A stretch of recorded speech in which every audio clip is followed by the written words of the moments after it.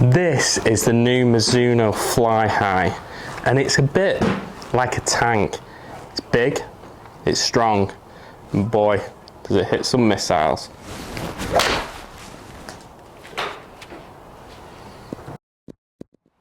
So the first thing we notice, it's very different from your traditional Mizuno Fly Highs. They've always been that chrome satin finish. Straight off the back, it's black. Now there's a reason for this. They've made it a little bit bigger, so when we put it down behind the ball, it does carry a large footprint. So what the engineers of Mizuno have done is they've made it black. Why they've done that? It looks a little bit smaller at address. If this was satin, it'd probably just look too big, or chrome, it'd look too big behind the ball. So they've made it black, it slims it down. And for me, it's not going to be to everybody's liking, but I really like the black finish. It looks quite stealthy.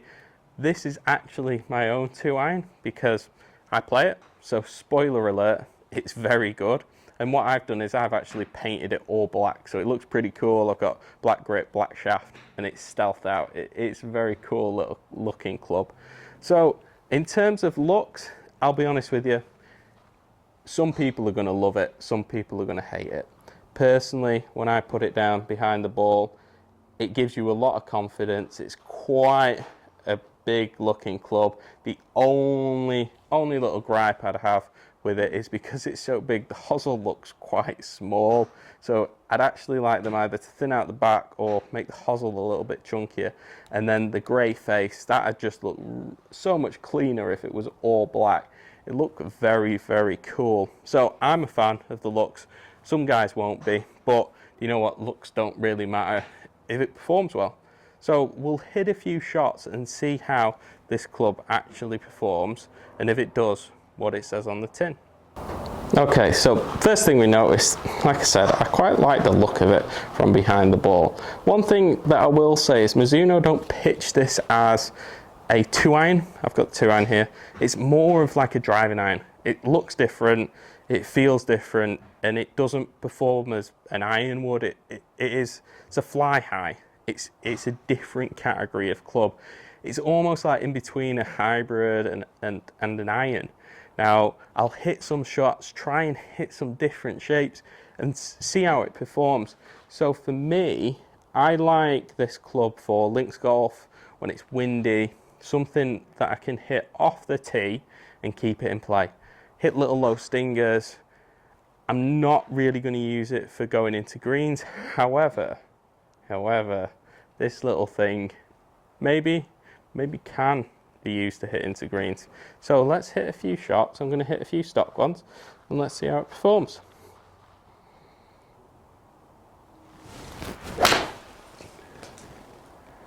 Okay, maybe a little bit toey.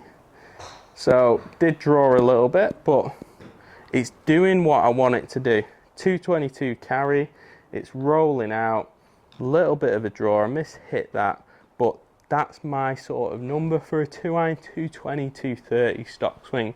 Let's hit another one. Like I say, I've just missed that and it's still gone. Let's hit another one, see what it's like.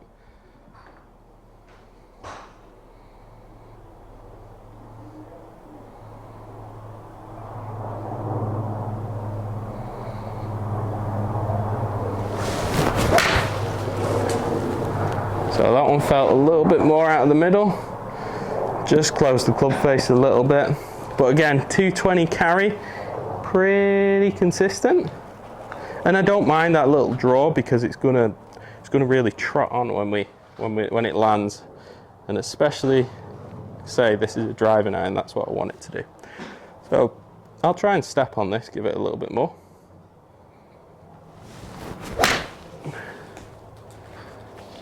So again, nice strike, little draw, 5 yards extra carry because I'll give it a little bit more. It's doing what I want it to do. I like it. The feel's a little bit different, I'm not going to lie. It's not like a solid iron. I play blade, so it's probably why it feels a little bit different to me because it is a hollow construction. But when you miss the face on this, or miss the sweet spot, it still goes. Like I've only hit probably one shot out of the middle there, and they've all been pretty consistent, which is great. So let me just hit one more stock one. I'll try get it out there.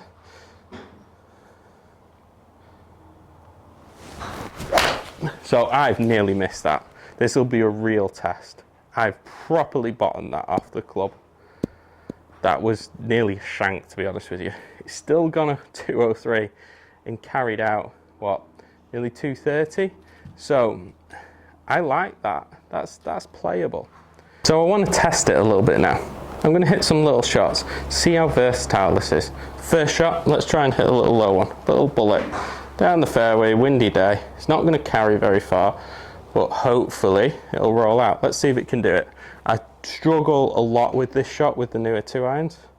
Let's see. Felt good. Got the fly. That's 211 carry. On the sim, the ground's not as firm as it is on a links, really warm summer. So that thing, that's going to travel.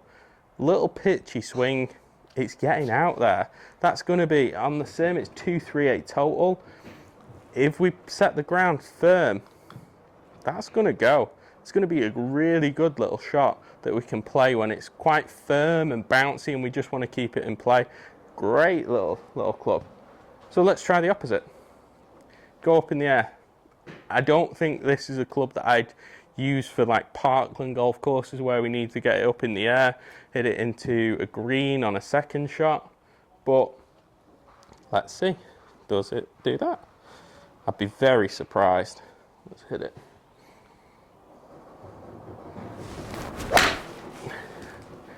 Wow. That's got some launch on it, and that will stop. That's actually gone further than my stock swings. Wow. That's impressive. Got the graphic up on the screen, I'm sure you've seen. Like 238 carry, and that would have stopped. That's very impressive. I'm going to see if I can do that again.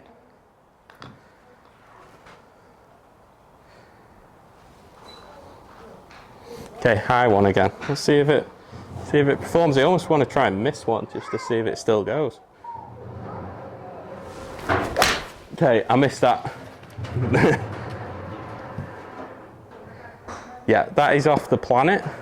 But do you know what? 219 carry, it's still gone. Like, if you're off the tee, that's probably still going to be in play. I say it's not going to be a lost ball. And that was horrendous. Now, I purposely missed it, that obviously, just to see how forgiving it was. Quite forgiving. So, one final shot before we wrap up. And let's just see how it performs. We'll go stock again. Little one, off the tee. Let's see what it's doing.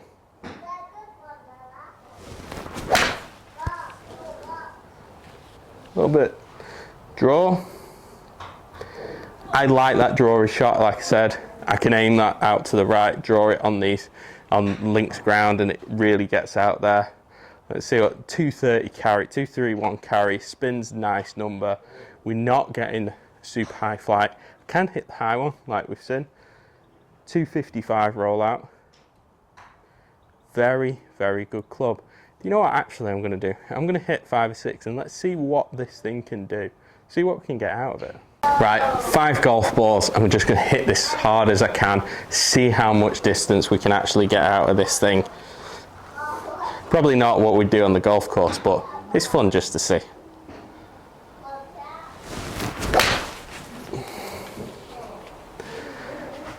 That thing is ridiculous. 147 ball speed, 240 carry. And I didn't quite catch that. It's a little bit toey. That's long. Let's hit another one. I like this club a lot.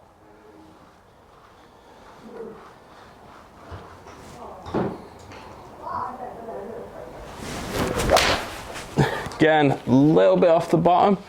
144 ball speed, 222 carry. It's good club this. So another one. I reckon I can get 250 carry out of this, which is very, very impressive for me for a 2-iron. Not the fastest guy in the world. Let's see.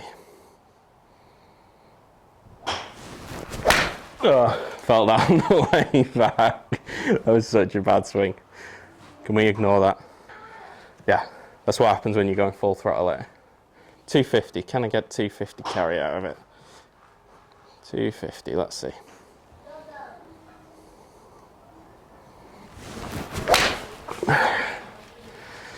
Even got a bit of a recoil there. 230. Not quite, but very, very forgiving. I've not really hit any of them out of the middle. It's still going 146 ball speed. That's so quick for a 2-iron. For somebody like me anyway. Let's hit one more. And then we'll wrap up with a verdict. See if I can get the magical 250.